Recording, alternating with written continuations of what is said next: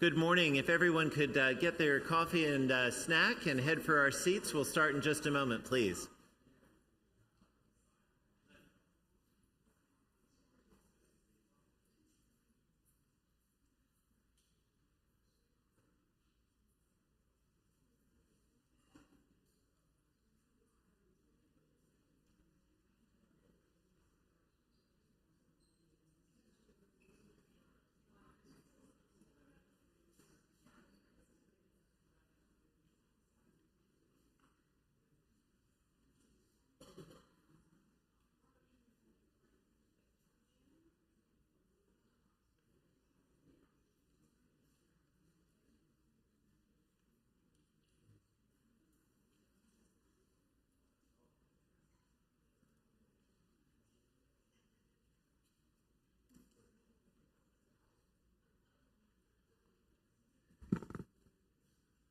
Good morning. Welcome to Church of the Holy Communion on this beautiful spring day as we pause to celebrate the new garden that was dedicated last week and that is just absolutely spectacular. I'm so glad that we can join together both in person and online. A little bit of background. A few years ago, I made a list. The title of the list was Problems for the Next Rector. We had addressed so many facilities issues in the campaign for Holy Communion, and I said to myself, it will be okay if we leave one or two things to do later. That list for the next rector included the Dossal curtain, now complete, the window in Quilling Memorial Chapel, stand by for more on that, and most relevant for us today, the large tree in the memorial garden. The tree was sacred to many. We had been burying our ancestors beneath its boughs at the end of their lives for decades, but now the tree was approaching the end of its life. The tree had dropped some significant limbs in recent years, and the family of raccoons that lived within its hollow had become unwelcome guests at more than one burial service. True. To complicate matters further, the tree's roots were holding in place the entire embankment that led from the driveway down to the columbarium. Removing the tree had become a necessity, but it was not going to be easy, either practically or personally. When I shared all of this with the vestry a little bit more than 18 months ago, a hand went up in the back of the room, and a confident voice said, "I know what to do about a garden." I don't know if Barton Lynch knew what she was getting into when she raised her hand and made her proclamation, but it was at that moment in that meeting that the transformation of the front of our church began. The teams of parishioners and professionals that Barton gathered to tackle this project were truly without compare. Barton recruited Nancy Malmo and Jean Sutherland to fill out her committee and recruited the incredible team of Dale Skaggs and Barbara Keithley to turn the committee's dreams into the reality that we see before us today. The transformed Holy Communion Garden will celebrate life and legacy at the heart of our campus for generations to come. I could not be more proud of it, nor could I be more grateful to the donors who made it possible, nor could I be more thankful to the designers who poured themselves into this project with the same love and commitment as if it had been their own personal gardens at home. After so many months of construction and after such a grand celebration last weekend, the Holy Communion Garden is largely finished. And I'm so glad to have the wonderful team that made it all happen here today to share with you some of the details and intentionality that stand behind this wonderful result. It's a privilege to call on Barton Lynch to introduce her team, and if I could ask everyone to please join me in thanking Barton for all of her work to make this happen.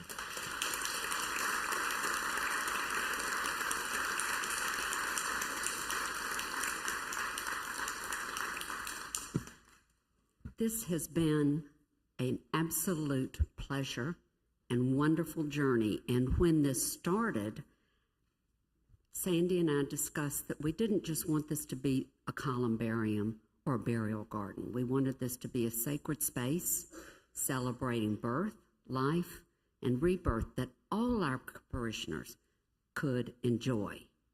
And in thinking about that, the first comment in my brain was, it can't look like a commercial space. So I called my good friend Dale Skaggs, who's a landscape architect and the director of horticulture at the Dixon, because I knew his work. He'd also been working on the Hyde's burial space and the Mickey and Mike McDonald's. So he had a presence of honoring sacred spaces. He told me, he said, I'd love to do this, but with my commitment to the Dixon, I need a partner. And so he said, please contact Barbara Keithley.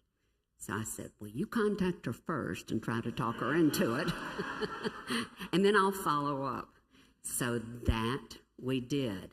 And one of the key components about all this is that they're friends, they have the same vision, they also have different skill sets, and so it's been just an absolute perfect partnership.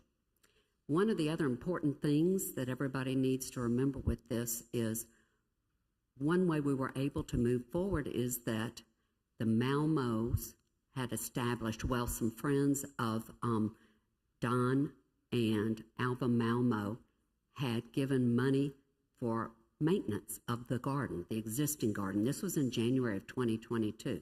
So we had a maintenance fund, and that helped us have a vision that this could be more than just a columbarium. So we got together in the summer of 2022 with Dale and Barbara, Sandy and I, and we started working, and they got their plans together.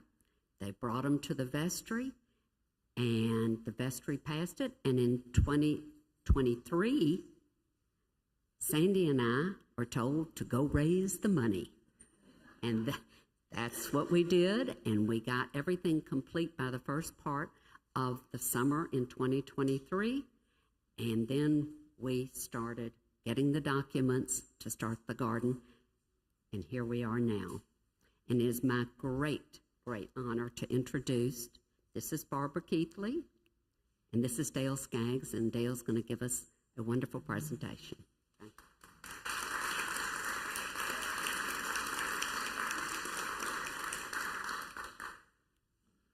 Good morning, everybody, and thanks, Barton, for that introduction. And Sandy, thank you for your kind words. I want to thank Sandy and the committee, Barton Lynch, Jean Sutherland, and Nancy Malmo, that they were really a joy to work with, and what a privilege and an honor to work on such a sacred space at Holy Communion.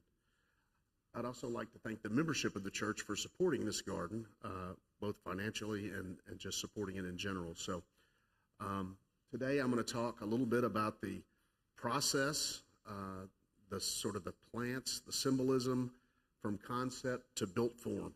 So anyway, it's been a joy to work with Barbara Keithley, and but as Barton said, she approached me almost 2 years ago on about this project, and I was like, I really don't have time, and so anyway, Barbara's on the Gardens Committee at the Dixon, so I've known Barbara for many years and admired her work and worked with her, and her attention to detail, I will say, is paramount. She is a very detail-oriented designer. So with that, So this slide is, I think this is when I was trying to talk Barbara into joining the design team. And Barbara had a lot going on in her life at the same time. We both did, but I think we're both glad that we committed to this project and are getting to see it through because it's really special. So we had a charge from Sandy. He wanted to, as they said, celebrate all seasons of life. The garden needs to last a long time. So I said it needs to last 100 years. And the big one is it needs to glorify God. So anyway, so that's no small order and no small charge. And we knew this tree had to come down, and we had to deal with the sacred soil. And so we started. As I said, Barbara's been designing gardens in Memphis for a very long time. She's a graduate of the Harvard School of Design and an accomplished landscape architect. And so it was a privilege working with her. And she had already done columbarium at Grace St. Luke's, so she had the experience, and she's a member of Grace St. Luke's Episcopal Church, so she had some insight and knowledge there. But here's the tree that that was requiring removal, and as Sandy said, it was a lot of ashes were interned there, and we had to deal with this sacred soil. So we jumped in and started researching columbaria, and looked at some of the local area, trying to decide where we wanted to go with this and what we wanted to do. And that's kind of the starting point of any design, is kind of doing your homework and finding out what else has been done and what others have done. And so anyway, we started in on that task. We were working at Barbara's dining room table and at the Dixon in the library there. And sometimes we would work on site after dark because we were burning the midnight oil. So here's pictures of the columbarium at Grace St. Luke's that Barbara completed many years ago. Very, very nice. There's some similarities there you may see. But at some point when we were researching, we came in to see Sandy, and he wanted to point out a watercolor that was the original rendering done by Walt Jones. I guess it was Walt Jones Sr., and it was a watercolor of the church. And if you notice, I don't have a pointer, but if you notice where our garden is, there is a cloister or a colonnade there. And so we thought that was very interesting. And then we noticed the trees. And if you look at Hudson River Valley paintings, they have these vase-shaped trees, and they're the signature of an elm tree that's unmistakable. A lot of the elm trees were decimated by Dutch elm disease, and it was a pathogen that was isolated by a Dutchman. The pathogen actually came over from Asia, and but some of the trees survived. And so we have a really nice specimen of an American elm tree at the Dixon. But they've also bred, the U.S. Arboretum has been breeding cultivars that are resistant to Dutch elm disease using the genetics of the ones that survived. And so we started looking at that. Those were two things that we really got inspiration from on that watercolor. Here you can see the elms, very distinct shape. So we started talking about, really when you start a design like this, as landscape designers, we actually think about some of the bigger plant material and things that go in. We kind of go from the big to the small, and so we started early on thinking about what kind of canopy, what we might want, and we decided that if we could fit 4 elms in this space, that the elms have a vase shape. And so if you can imagine putting 4 vase shapes together, in the center it makes a cathedral.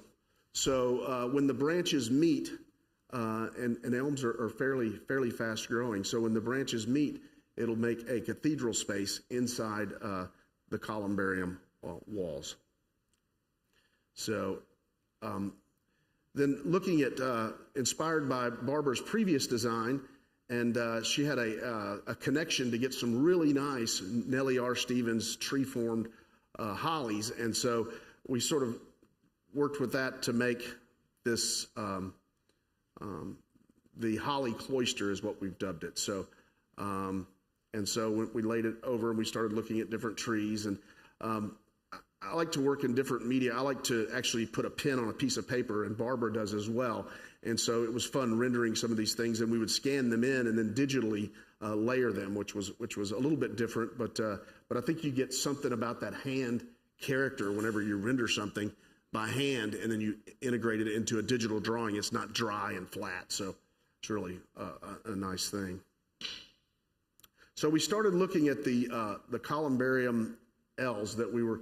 I want to say that Walt Reed, with I think he may go to this church. He actually designed the original columbarium, and so he left us a very good framework to build this in, because we started looking at different shapes, and we started out trying to put a circle in the middle of this. We were certain that we needed a gathering space in the middle of this columbarium. So within the 4 L's, we started fooling around with shapes, and we tried I think we tried a square, an octagon, we tried an oblong circle, a circle, and nothing would really fit in there. And then we started late one night at the Dixon, we started drawing circles and thinking about things, and we put the 4 circles together, and it was like, okay, we've made a quatrefoil. So it was like this almost providential thing that this fit perfectly into this space. And there's actually a quatrefoil on the cross above the altar that I believe Mel provided. Mel, we'll talk about Mel in a minute, but she provided a version that had the quatrefoil in the middle, and then we came to the site to see if it would fit and how it would look, and so we started sort of laying it out, real empirical design, and we look up at the baptismal font, and it has quatrefoils all around it. So we were like, well, this is meant to be. So so we stuck on that shape, and we modified it several times, and it was even modified. You know, when you're designing, you're continually modifying things. And even after we had our construction documents and everything, when they laid it out on the ground, Barbara was out here, and she said, we need to move it 6 inches. And, you know, just really, really, as I said, her attention to detail is pretty incredible. And so we got a great result. But so after we had all of those things in place,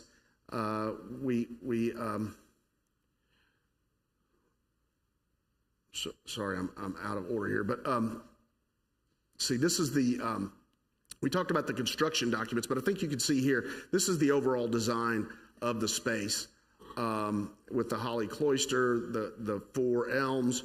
You can see there's a little lawn that's to the west, a seating area, and we had to detail every bit and build every bit of this on paper before it's built. So you have to go through, so like I said, it was a 2-year process. Lots of construction documents, lots of thinking about how this goes together. And I'm going to run through this because here's what I wanted to show you. This shows a drone shot from our Kevin Baltz was our concrete contractor. And we had the privilege of being able to pick out who we wanted to use for this project because we knew it was a real special project and we wanted the best. And Kevin Baltz is one of the best concrete guys in the city.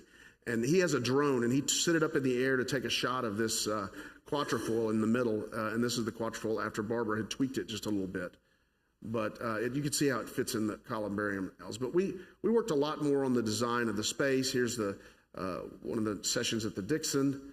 It started taking shape. We started looking at it in 3 dimensions. Now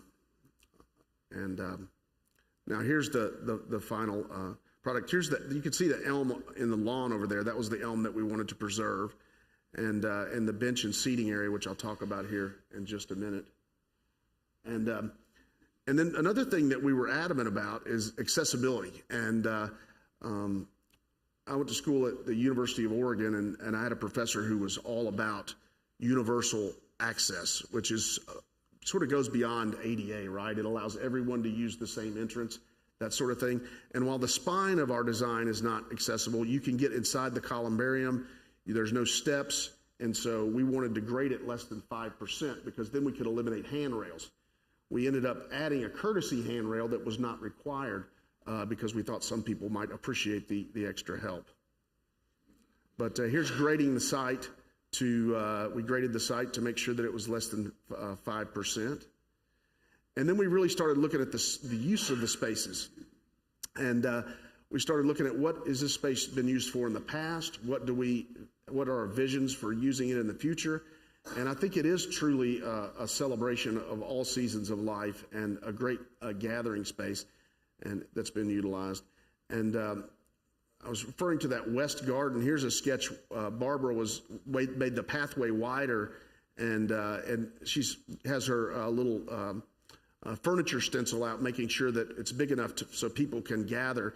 And the bench that's there, that's drawn in there, creates a space where you could have like a buffet table, or you could, entertain in the garden as well.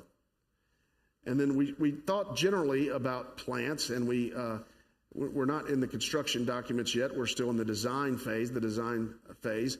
And so we started sketching out where plants might go and what the overall look of the space is. And here's the final result of this is the conceptual drawings. These are the documents that Sandy and Barton used to show everybody what our vision was. And, there's a lot of things unresolved at this point. You get those in the construction documents, which I showed you earlier that I failed to delete. But anyway, and then we did sort of some little vignettes to see what it would look like to be in that space. And then here it is with the with some of the major plantings, just to get a feel for the vision for it.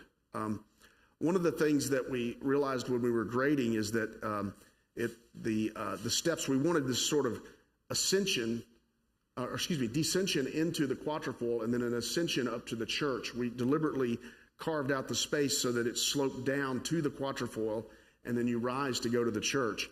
And with the slope and everything, we realized that there were going to be 12 steps, and these are radius cut bluestone steps. And if you look at the spacing of them and your cadence when you walk down them, you have to put your feet on each step. And 12 is significant because of the 12 apostles. There's 12 steps to quitting anything. It sort of is very symbolic as you approach the quatrefoil. And later on, initially we didn't have it, but later on we sort of narrowed that. The ones closest to the quatrefoil are more narrow, and that forces the perspective, and it sort of is symbolic as well. It's narrowing the way. So anyway, then this is where they should be. This is the construction documents. After very quickly, Sandy and Barton, with everybody's support, y'all were able to raise the funds to get going, and you gave us this charge to create the construction documents. And as I said earlier, we had to detail out everything, for the most part, you follow these, but there's always tweaks, especially when you're someone as detail-oriented as Barbara. When it starts construction, she's really in there and hands-on, making sure that things are right. And so here we are. This is when the construction fence went up. We're excited about the construction. We finished our construction documents. I just have to say, when the plants came in, the fencing was not complete. There was a section, maybe 30 feet of fencing that had not been put up yet. And plants had arrived. And so Barbara calls me, come by after work. I said, okay, I'll come by. And so she had a lock and a chain. And she said, we're moving fencing. And so Barbara and I moved fencing and put it in place to surround these plants to protect them so that we could protect the plants because we didn't want anybody to help themselves. This is the tree shown on the plan where it was removed, and this is the sacred soil. If you see the hatched area, that's what we dubbed as the sacred soil, and we pulled the top foot of that off and stored it on site under tarps so that we could redistribute it within the sort of the racetrack shaped pathways and in the columbarium. So here's the tree as it was removed.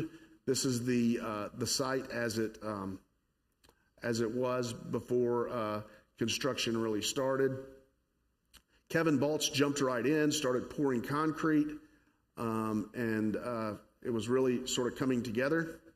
And then I came by to see the concrete, and someone, I suspect Sandy, but I don't know, has taken a stick or something and wrote "In God We Trust" in the concrete. So that's underneath the medallion there.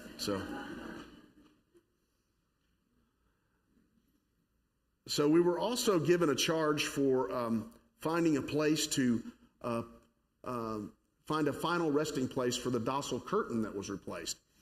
And so the docile curtain resides underneath the fountain in the center of the quatrefoil.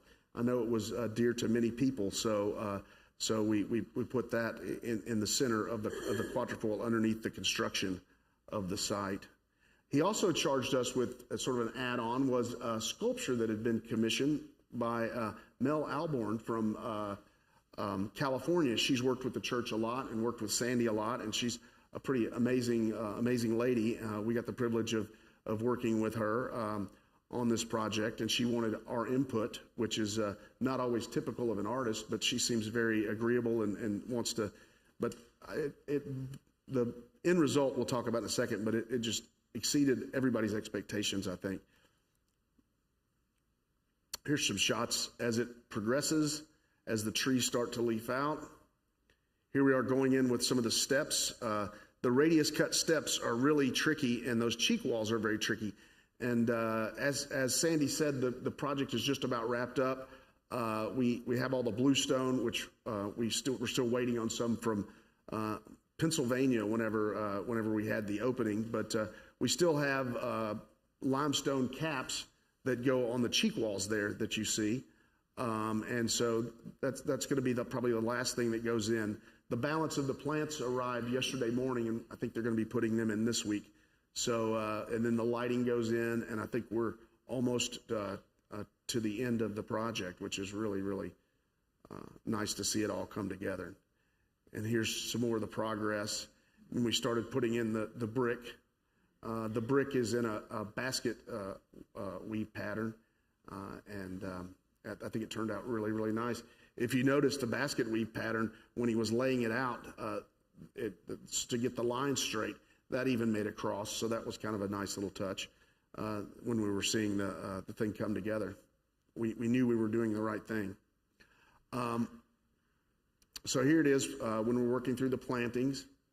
And originally we had wanted water in the pool in the middle, and so we settled for water just in the baptismal font, much as it was when it was up on the terrace.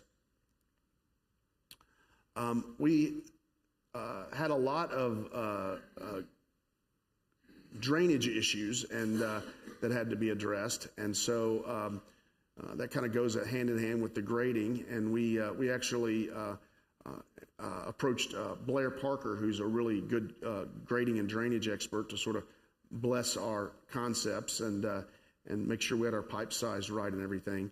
But that's a big drainage pipe in there, so it's huge. And then we get to finalize our planting plans and start to put all that together. This is the trees, and then I have another layer for shrubs and ground covers. And the trees started coming in, and we placed them, and great care and craft went into all of those trees. I'm sure we drove the landscape contractor nuts, because we would say, needs to go over, no, turn it this way, no, so, but the product speaks for itself. So this is just some counts and getting some counts on the planting. Here's the holly cloister going in. If you look at this medallion, everything north of the medallion really presented a problem, because we had to tie in with the sidewalk that was there, and we had raised the medallion in order to get the slope that we wanted for that dissension into the quatrefoil. So it was a real challenge, and it was one of the things, we had everything worked out except for that and the base for the St. Elizabeth sculpture that Mel was doing. And so we really started looking at things, and Barbara came up with several different concepts with making seating areas, trying to figure out the slopes, trying to get this right. The sidewalks slope very rapidly, and so tying anything into it, you lose symmetry. Well, the whole garden was symmetrical to that point, right? And so it's really made a challenge. So we just decided, we started talking, Barbara and I did, and he said, look, why don't we make everything on the outside of that medallion, outside of the quatrefoil, all of that can be the secular, and once you cross that threshold, it's the sacred. So it gave us an opportunity to use a little bit different materials. You may notice some rocks there. This is sort of, Barbara kept saying, we need to make it look like steps in Jerusalem. So she sends this picture to me, and she actually found these slabs. This was really empirical design. This is design on the site. And started laying these and moving these heavy stones around to get them just right. And I think she knocked it out of the park on the layout of these, and it looks really, really nice. And this is our brick mason, Travis Neighbors, and he's been very agreeable in working with us in minor changes and things. And he's probably, I think he's one of the best brick masons in the city. And I've worked with him extensively at the Dixon. And then, if you ever wonder, how do you attach a sculpture to the top of a plinth when you have the limestone cap on top? And so he leaves out a spot so he can reach in and bolt the actual sculpture to the plinth. And here it is, installing it. And then we really, really worked hard to locate her where we felt like she'd be welcoming, because it's the mother of John the Baptist welcoming Mary. And so if we'd put it in front of the tree, she would have sort of been lost, because if you look at the coloration, we couldn't have, this is just sort of one of those things that's total serendipity, the hand of God, whatever, but it is just perfect with that tree. So the tree that we worked so hard to save. So it's really a special piece and a special place. So after we had that in place, we had most of the plantings done. Last weekend, the garden was blessed. The St. Elizabeth sculpture was blessed. And then what we have now is a amazing garden space. Here's the steps as they're planted out. I hope you'll take some time to walk through the garden. I hope you'll visit it frequently. It's going to be dynamic and very, very changing as things grow. And I think it's just going to get better and better over time as these plants mature.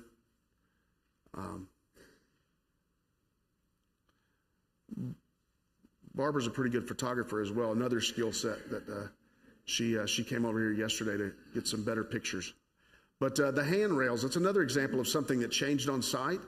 The design showed just the X's in the handrails, and Barbara came up with the idea of breaking up every section, I think every 12 foot of it, with boxwood. And so these John Baldwin boxwood grow in cone shape, and they stay that way. But so she left out the X in a little small section. I think it's a 3 foot wide section. Every third X on the handrail. So this is not your average handrail. And if we had not graded these walks to less than 5%, we would have been required to put a handrail as required by the ADA. And so this allowed us to put in a handrail that was a little bit more ornate, but still very functional. And so it was a great thing. It's just so well appointed. All the drains that drain down, we put plants that like wet feet. This Acorus, it's a plant that's mentioned in the Bible. There are lots of plants that are mentioned in the Bible.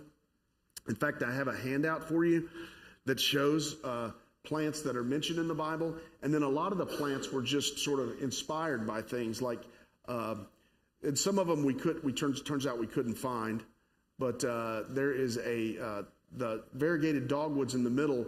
The original spec was one called Samaritan, and then we had Prophet dogwood. Most of the dogwoods are Coosa, but we do have one Florida, one American dogwood, our native dogwood, and it's a great one called Cloud 9. But when I was looking it up, it's registered under the name of Barton. So I was like, oh, we've got to put that in there. So we have a dogwood named Barton, and Mel actually put a dogwood in the belt of St. Elizabeth. And so its relationship is in close proximity to it, which is really special as well. But I hope everyone's happy with the garden. We're just really thrilled and really honored and feel like it's a blessing that we got to work on such a wonderful project with such great people. And like I said, Sandy, I'm so impressed with you in every way, dealing with him. He's an amazing, amazing man. So, and Barbara and I forged an even deeper relationship. Sometimes we would have differences of ideas. She likened it to a marriage at times because I would have one idea, she would have another idea, but we compromised and we had to give and take on some things. But I think the end result with us working together was better than if any one of us had worked on it independently. So that synergy there is just really, really special. So let's see if I've missed anything. I just didn't even go with my notes here. I think that's about all I have. But anyway, I hope to put out a pamphlet at some point that'll talk more about the plants and the symbolism that is in the garden. And I don't know, Barbara may have some things that she wants to add that I've overlooked. So thank you.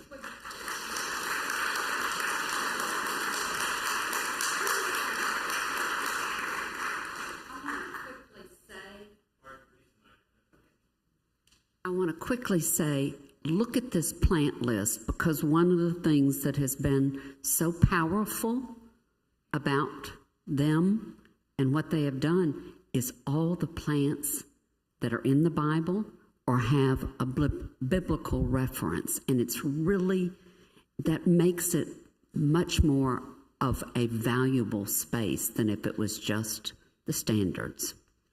So, questions?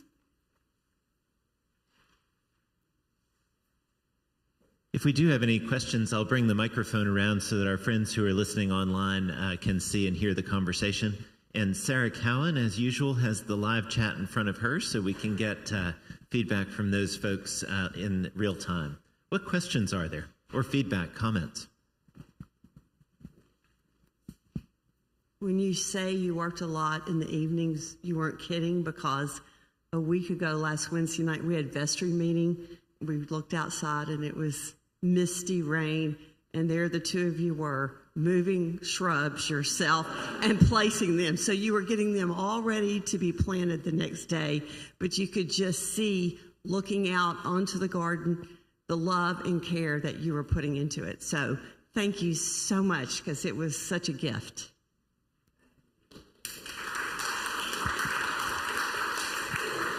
I'd also like to comment that after Wednesday evening, Thursday morning, Father Sandy had quite a crowd, a rowdy crowd at Bible study, because we were all at the windows. But all year long, we would look out the windows to upstairs and we would watch you work, and we saw it develop.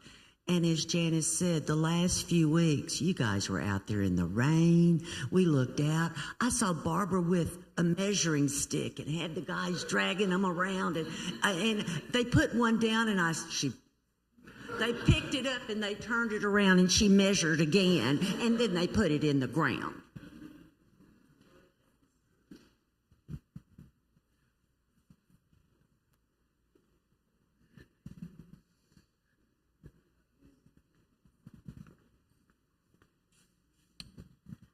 A couple questions from the online folks who are watching and commenting on Facebook in particular. And Sandy, you can maybe reference this, but I'll also offer it to the committee. Wondering about whether interring ashes in the garden itself rather than a niche is still available, and also whether the cost of those that option is changed with all of the renovations.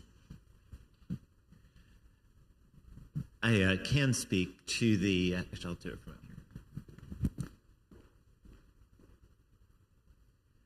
here. I can speak to our burial practices out in the garden. We haven't yet done a burial in the garden since its dedication 5-7 days ago. But the plan is to inter ashes that people want to have directly into the earth inside the perimeter of the columbarium. So there are those beds in there so that everyone will sort of be in the same place, and efficiently no large trees over them that we would have to deal with this again in the future. So they'll be inside the columbarium perimeter. The vestry did recently update the cost structure to be buried in the columbarium, but it remains the case that if your ashes are going to go directly into the earth, there's no cost for that except the actual cost of putting a plaque on the plaque board to denote that burial.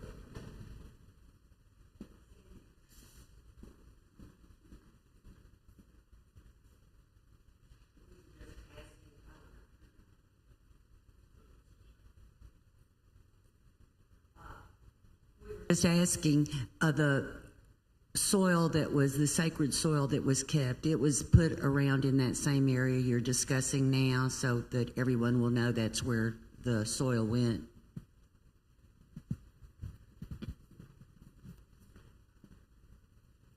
The designers can correct me if I'm wrong here, but the sacred soil was excavated out, I think about 12 inches deep, if I'm not mistaken, set aside and tarped, and then moved both inside the columbarium perimeter and in other pieces of the garden. So it's not all in that one spot, but all of that soil was reserved and then was tilled into the soil, so it's all a part of the garden going forward. Less is me talking, more of the professionals here. Yes. So I assume that the water feature, which was previously used for baptism, will no longer be available for baptism, considering where it is.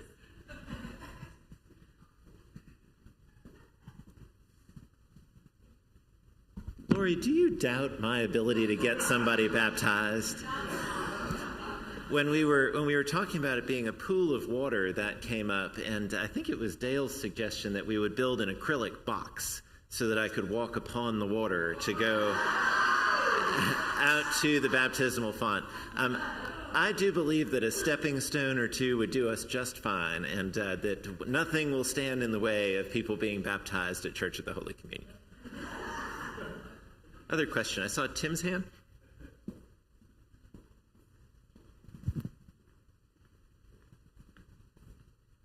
I have been involved with the columbarium since the moment of its inception and worked with Walt and all that way back when. There will ultimately be 10 McCormacks interred in theirs right now. But I want to thank you from the bottom of my heart.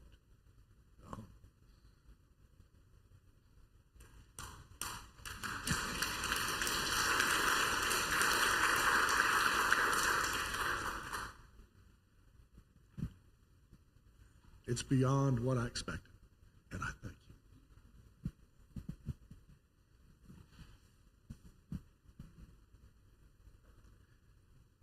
you. Yeah, Barton or Dale or Barbara, any of you would like to offer comments, please just use the microphone so that the online community can hear you. I just had a comment that I wanted to make that was, I approach this from, I have horticulture background as well, and so I'm all about plants growing well. So we really invested in the soil, especially soil that is so sacred. And so one of the things that we did that was unique to this site is we brought in worm castings from Colmont, Tennessee. And so we had these big bags of worm castings. And Sandy joked with me that that's the first time he's ever approved invoice for worm excrement. So, but the plants love it and they really grow. So anyway, but we really put some time into the soil. And the other thing I want to mention is when we talk about plants of the Bible, they are the same genus of a plant that's in the Bible. For example, the Judas tree, which Judas hung himself in, was related to our redbud. It's Cercis siliquestrum. Our redbud is Cercis canadensis. We don't have the same growing conditions as the Holy Land, so we have a Cercis canadensis. So when I say on there's a note mentioned in the Bible, it's the same genera always, and sometimes it's the same plant, but sometimes it's not. For example, the fig is still the fig, but some of the other ones we've had to make substitutes on. But hopefully we're going to have a little brochure or pamphlet or something to in the future that will explain all that. So thank you very much.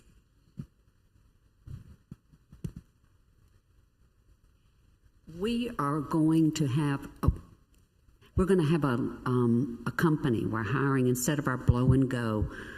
Because we have this maintenance fund, we're going to hire a professional company, a professional person to maintain the garden, but we also are going to get together a little horticulture committee, and we're hoping Tom will help with that, where my plan is to have everybody during this growing season, everybody take a week and be responsible for coming over and making sure the watering's going okay in between when other people are coming. And I would be remiss in my fundraising job if I didn't tell you that yes, we have this maintenance fund and this is key to keeping this garden going. So if you feel the need or if you want to make a memorial or an honorarium, give it to the maintenance garden. We'd love to have you. And Barbara has talked off and on. We still have some furniture that we need. There was in the plan, there were some original benches, round backless benches that were in the quatrefoil where people can sit and talk to their loved ones, and that's in the plan. We just didn't budget for it. So going forward, we hope to fulfill those budget items. Barton is right on message when it comes to the ongoing funding of this. And the maintenance fund is not enough to cover everything about the maintenance. It's going to make a big dent into it. But we do need to keep investing in that fund to make sure that it will care for this beautiful space in an ongoing way. Well, first I want you to know I didn't know I was working with Cecil B. DeMille. I knew we had pictures. I said he'd take the selfie, he'd smile, I did not know he had a vision in mind for today throughout this whole program. But it has been, and it's really redundant. Anything I would say is redundant, but I cannot thank you enough. I think Sandy's vision, Barton's vision, everything that's really already been said so beautifully. It is true that you all have a wonderful garden there, and it's not just because of us. He gave me way too much credit in this talk. I have to talk to him about that. But it's because of all this leadership at your church coming together, the funds to support it, the beautiful uses that you envision for it going forward. That will make your garden, you will own it going forward by the plans you make. I was there the other night taking photographs, at twilight, and I thought, where's the string quartet? I mean, it is just such, well, I hate to say that now, but it is just such a wonderful space. But it's what you all have done, I mean it sincerely, and what every one of those workmen did. Not just the leadership, the Kevin Baltz, the Travis neighbors, all of them, all of their workers, they were so vested in it too. It was like the hand of God led this. I really mean that. And so it's yours. We hand it over to you. You don't want to listen to all the things Dale did. He did that to me. I wish I could list everything he did. My goodness. And yeah, we had our moments, but it all came out just perfectly, I think. And we just hand it to you. But however, we expect to be involved in the future. For instance, on this furniture, I hate to say it, especially after he set me up as the detail queen, but those benches that go in that columbarium, they need to follow the radius of the leaves of the quatrefoil. You don't want a straight bench. You especially don't want a bench that has a different radius, So you're probably going to have to get it made, for this garden. And that's just one thing, but we're here for you.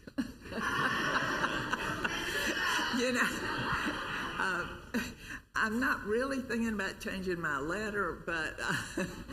Barbara, we can take care of that today if we need to move you over here. What? If you need to move to Church of the Holy Communion, we can take care of that today. Well, I've been concerned about you, your robes, the step up, the little stairs we're going to have to get, and the baby, So, it's all yours, and just love it, and like we do. Thank you, Barbara.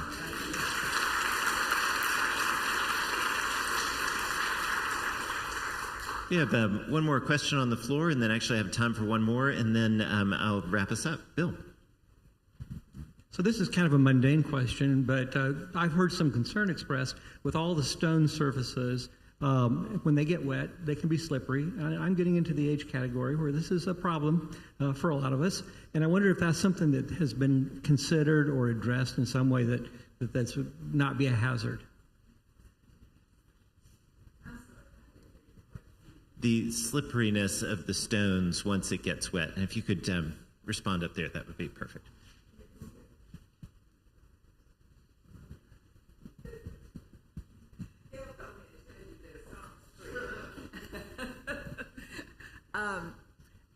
You have to be careful anytime, like don't run, and we have a handrail, but you have to be responsible for your own safety in a place. I don't feel like it's slipped. You've got aggregate in maybe you're talking about the stone itself. I didn't hear your question, but I know it has to do with rain and water and that kind of thing. And to me, that's always something to be guarded about.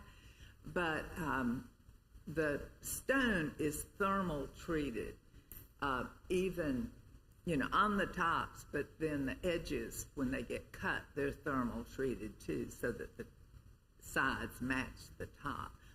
But with aggregate in the concrete, that, gives you traction too. But I don't know, there's ice to consider too.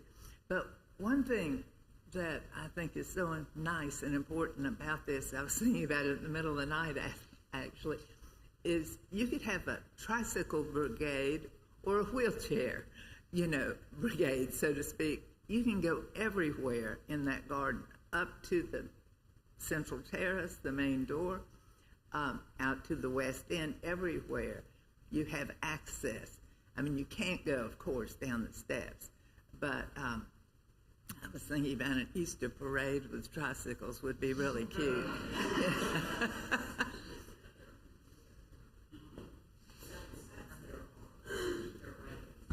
So all of the contemplative walk, which is the 12 steps going down to the quatrefoil, the thermal treating gives it a tooth. It has like a texture to it.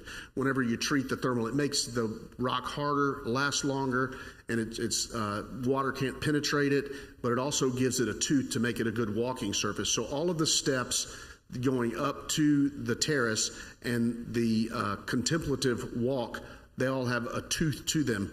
And then the only other stones that we have are in the medallions and on the squares and on the terrace itself. And that natural stone can be slick. I think it's a maintenance thing. I think that if you let it grow up with algae, it is on the north side. That could be a thing. But with this maintenance fund, I think y'all will be able to take care of that. Did that answer your question? Okay.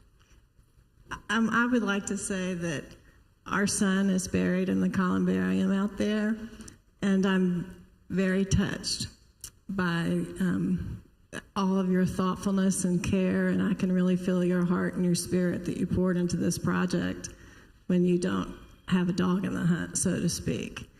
And I just wanted to thank you for that, because it means a lot to our family. I'd also like to say that I love the thought that has gone into using this space as a garden area. I love the idea of a string quartet. I love the idea of an Easter parade on tricycles. I love the idea of a gathering space that our entire congregation can enjoy, not just those of us going to feel the presence of our loved ones. Thank you.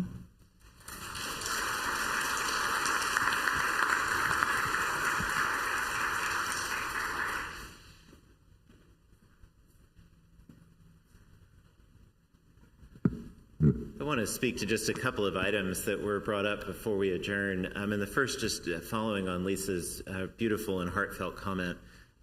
We used to call this space the Memorial Garden, and have now moved very intentionally to calling it the Holy Communion Garden. And as I look out around this room, I see so many people whose relatives have been interred in that space, and that we're not setting it off as a place to be somber. We're setting it off as a place where life will continue to exist. Life will continue to exist in the plants. Life will continue to exist in the people. And seeing it last weekend full of people, at least 100 people out there, I would say, for the dedication, was just tremendous, because it was everything we had been planning for, and it didn't feel crowded.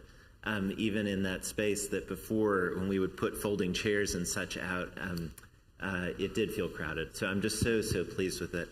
One of the things that Alice Bolton said to me along the way is that she hoped it would be a place where a St. Mary's girl might tarry for a moment. And I love that word of to tarry. One of the major ministries of Holy Communion is hosting 825 girls every day for school on these grounds. And the upper school and middle school girls do carpool pickup right in this front area. And so every single day, young women are going to be in this area and interacting with this space, even in the same way that we would interact with it on Sundays. And it's really just a wonderful and beautiful thing that I'm so proud of and so glad to have. Barbara mentioned in her remarks that our leadership team and the parish as a whole were largely responsible for making this happen. Nobody was interested in another major fundraiser. After all of the work that we've done, nobody was interested in the construction fences going back up.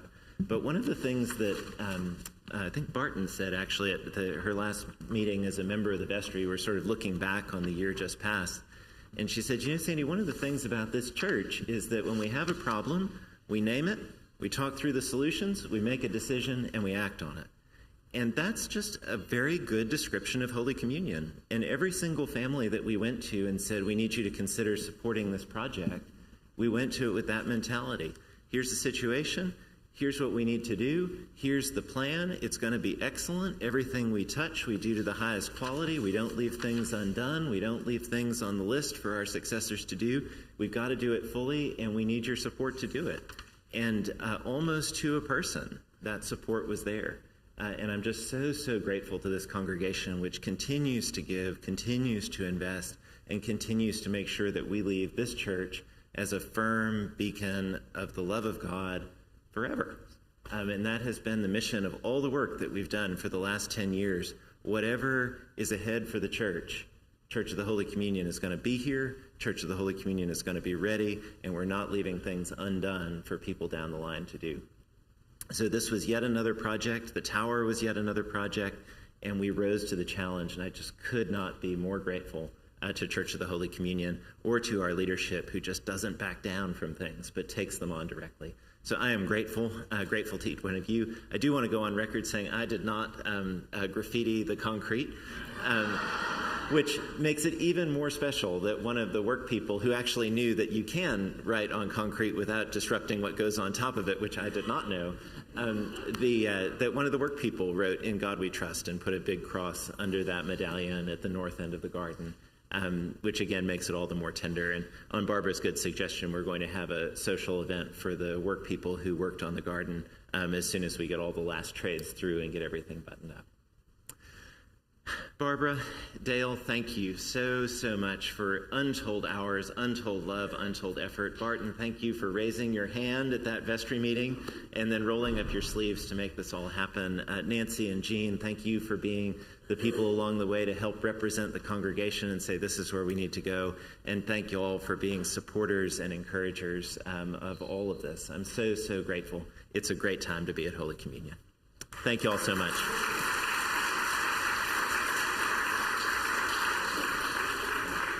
Church starts in 15 minutes, and if you haven't had a chance to view the garden, you have 15 minutes right now. Are you? I'm doing well, Robert. Good to see you, sir.